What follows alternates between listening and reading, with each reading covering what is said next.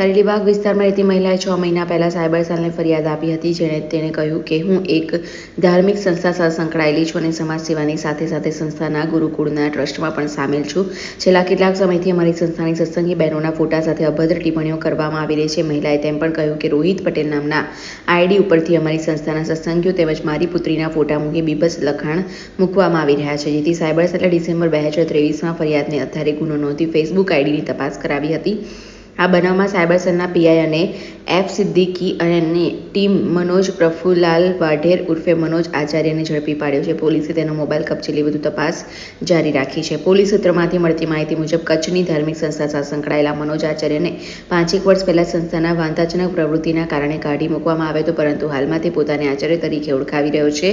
સંસ્થાને તેની સાથે કોઈ નિસ્બત નહીં હોવા છતાં તે સત્સંગીઓના ફોટા મેળવીને સંસ્થા વિશે અભદ્ર ટિપ્પણીઓ કરી રહ્યો છે. સત્સંગી બહેનોના ચારિત્ર વિશે અભદ્ર ટિપ્પણી કરી સોશિયલ મીડિયા પર બદનામ કરવાના આરોપ હેઠળ પકડાયેલા મનોજ વાઢેરની પૂછપરછ દરમિયાન તે પોલીસના ડરથી નેપાળ ભાગી ગયો હોવાની માહિતી મળી હતી. પોલીસને તેના પર વોચ હતી અને પરત ફરતા જ તેને દબોચી લેવામાં આવ્યો હતો.